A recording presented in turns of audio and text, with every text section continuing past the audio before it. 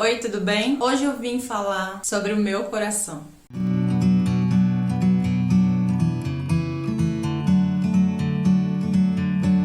Como qualquer pessoa, eu também tenho sonhos. Mas o que a gente faz quando vai passando o tempo, talvez passando alguns anos, e os nossos sonhos não se realizam? A Bíblia fala que a esperança adiada adoece o coração. Eu descobri que o meu coração estava doente. Ter dias ruins é natural.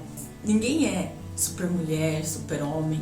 Nós não somos máquinas, nós somos seres humanos, nós temos sentimentos e a gente reage sim às situações e circunstâncias que estão à nossa volta. Eu nunca estudei sobre depressão, nunca tive assim alguém muito próximo a mim com depressão. Então, se eu falar alguma besteira aqui, eu peço que você me perdoe, tá bom? Mas eu vou falar sobre a minha experiência, aquilo que Deus falou comigo e ministrou no meu coração. Eu vinha sentindo uma tristeza muito profunda, assim, um desânimo assustador. E eu comecei a pensar assim, que eu tava entrando em depressão. Eu tenho o costume de orar aqui em casa, mas eu comecei a orar mais ainda a respeito de algumas coisas que eu tinha dúvidas e Deus me levou para a palavra. Ele me fez lembrar de Elias e eu fui reler a história de Elias. Elias foi um profeta bem importante da Bíblia, mas eu quero nesse vídeo aqui falar somente do capítulo 18 e 19 lá do livro de 1 Reis. Para você que não sabe, fica no Antigo Testamento, tá bom? A palavra fala que Elias chega para o povo de Israel e convoca todas as pessoas, inclusive os profetas de Baal e Aserá. Chama o povo e desafia aqueles profetas. Eram 850 profetas. Ele desafia para mostrar para as pessoas quem era o verdadeiro Deus. Se era o Deus dele ou se era o Deus com D minúsculo dos outros profetas. E cara, lá no capítulo 18, se você for ler, tá falando que ele zomba desses profetas. Ele começa a falar assim, gritem mais alto, será que o Deus de vocês está viajando? Será que ele está dormindo, muito ocupado? Quem faz isso? Né?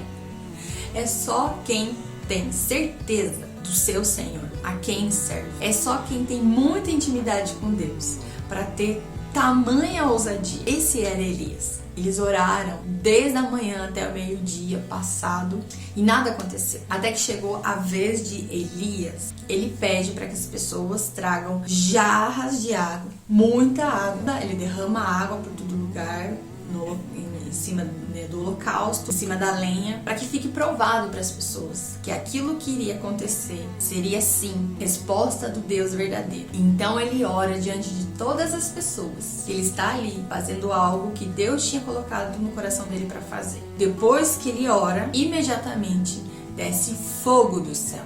Fogo do céu. Eu imagino assim, porque eu creio na palavra de Deus, mas humanamente falando, nos nossos dias, imagina eu orar agora e, sabe, diante de uma situação que eu tô vivendo, pá! Deus manda fogo do céu. É muito louco. Só que realmente aconteceu isso com ele. Isso foi no capítulo 18, certo? Já no capítulo 19, no versículo 3, que Elias teve medo. O cara acaba de me ver fogo descendo do céu e logo depois ele teve medo. Teve medo e foge. Ele vai parar em uma caverna, a Bíblia fala. Ok, mas trazendo pra minha vida, eu ainda, remoendo sobre Elias. Quem foi Elias? O que comia Elias? O que tinha no coração de Elias? O que Elias via? O que ele viu? E por que Deus? Por que, Senhor? Ele agiu dessa maneira. E aí, alguns dias depois, eu começo a ouvir uma ministração do pastor Luciano Subirá. E ele estava falando exatamente sobre Elias. O que me chamou a atenção foi o título. E você pode procurar aqui no YouTube. Lidando com o desânimo. E eu tava assim. Eu tava totalmente desanimada, totalmente frustrada. E enquanto eu tava na cozinha fazendo as minhas coisas, lavando a louça, ele ia pregando e eu ia falando, Deus, ele tá me descrevendo, sou eu. A palavra de Deus relata, que Elias presenciou essa manifestação de Deus, mas também diz que ele era como a gente, de carne e osso, sujeito aos mesmos sentimentos. Ou seja, assim como Elias, nós também podemos ter momentos de fé, onde a gente olha e vê coisas extraordinárias acontecendo, mas logo depois a gente pode se deparar na nossa cama, debaixo das nossas cobertas, e sem forças para levantar, sem querer levantar. E aí o pastor Luciano ministra e eu começo a entender algumas coisas que estavam no meu coração. Porque assim, muitas vezes a gente se frustra achando que Deus vai realizar coisas na nossa vida que Ele nem mesmo falou que iria fazer. Só que eu comecei a ouvir aquilo e de verdade, eu comecei a ficar com meu coração mais triste, não com a palavra, mas comigo mesma. E eu comecei a falar: Deus, então tudo aquilo que o Senhor entregou na minha mão, tudo aquilo que eu já aprendi até hoje, eu faço o quê? Eu jogo fora? Você pode abrir o seu coração diante de Deus, porque Ele é o nosso Pai, é Abba Pai. Sabe o Pai? O Pai perfeito. Eu não sei se você tem pai, eu não sei como é o seu relacionamento com o seu pai, mas eu posso te falar com toda certeza que nós temos um Deus, um Senhor, que é nosso Abba Pai, nosso Paizinho querido, que Ele nos ouve. Então assim, você pode rasgar o seu coração sem medo nenhum, sem medo de ser julgada, de ser abandonada. Fala com Deus, fala com o seu Pai. E eu abri meu coração para Deus e falei: Senhor, e tudo que o Senhor me deu até hoje, todo esse talento, todo esse dom que as pessoas falam que eu tenho, o que eu faço? Se não foi o Senhor que falou pra mim, eu jogo fora, então? Isso foi numa segunda-feira. No outro dia eu ouvi uma outra ministração e ali também Deus começou a falar várias coisas. Eu chorei demais. E terminei de ouvir aquela ministração, terminar um livro que eu tenho aqui em casa que se chama Saúde Emocional. Deus usou ferramentas, porque Deus usa ferramentas para falar com a gente. Deus pode falar com a gente, obviamente, através da sua palavra, através da oração. Mas Deus usa outras coisas para falar conosco. Um louvor, uma ministração, alguém pode te mandar uma mensagem, sabe? O que a gente precisa é estar atento aos sinais. Mas, voltando ao livro, ele fala, é um psicólogo. O livro se chama Saúde Emocional, como eu já falei. E lá no finalzinho ele vai falar sobre depressão. Por que é que a gente vê tanta gente entrando em depressão? Por que a gente vê tantas pessoas até mesmo tirando a sua própria vida?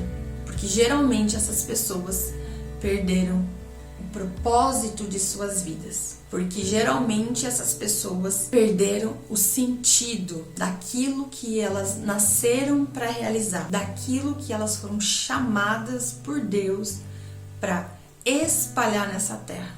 E eu falei: meu Deus, é verdade, eu me perdi. Eu perdi o meu propósito. E é interessante que na palavra de Deus tem tudo.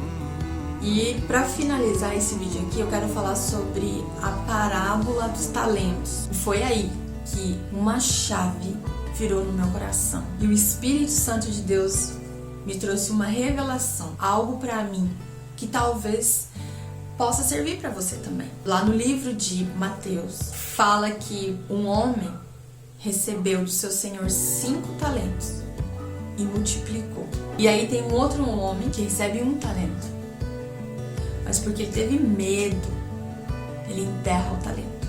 E Jesus falou pra mim: aonde está o talento que eu entreguei na sua mão? Você enterrou por medo. De verdade, minha ficha caiu.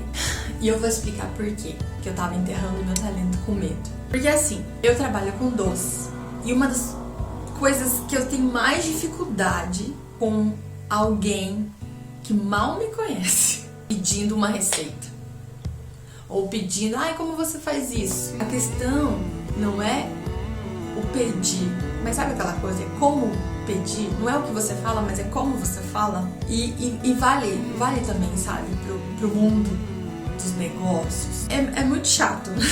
É muito chato, mas amém. Jesus está me tratando e Ele me mostrou, me trouxe essa revelação. Ele falou assim: Camila, onde está o talento que eu já te dei, que eu depositei nas suas mãos? Eu falei: Deus, mas como é que eu vou fazer isso, Deus? Porque quando eu fui abrir esse canal aqui, essa minha amiga, a Alessandra, falou assim, por que você não ensina as suas receitas? Ensina aquela receita do bolo tal, do doce tal. Eu levei um choque e falei, peraí, assim, como assim ensinar as minhas receitas? São minhas receitas.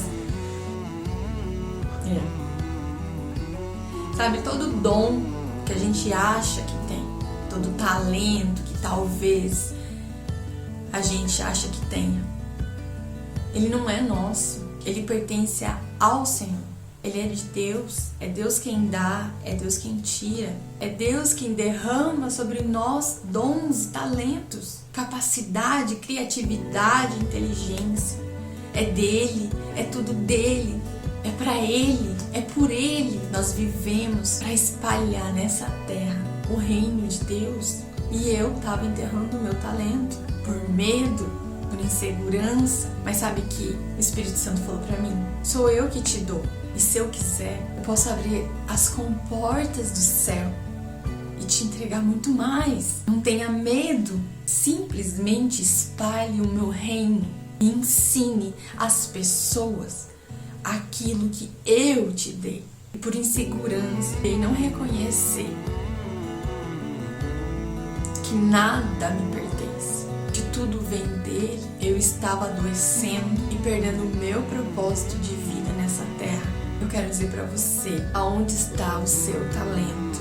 Aonde está aquilo que Deus já colocou na sua mão para realizar e multiplicar o reino de Deus nessa terra? Que você possa olhar para dentro de você e entender que todas as coisas cooperam para o nosso bem. E quanto mais a gente ensina, quanto mais a gente se doa, quanto mais a gente passa para frente aquilo que nós recebemos, muito mais virá sobre nós. E ele falou para mim, Camila, seja fiel no pouco, porque no muito eu vou te acrescentar. Comecei a chorar, eu já vinha chorando. E eu entendi que eu preciso espalhar o reino do meu Senhor, do meu amado, através daquilo que Ele já colocou nas minhas mãos, sem medo, porque é Ele quem me capacita. E se for Ele que derramou sobre mim, como eu creio que é, virá muito mais. Eu quero falar pra você, te encorajar a buscar o Senhor, a querer alinhar o seu coração com o coração dele e descobrir o seu propósito nessa terra. Deus abençoe.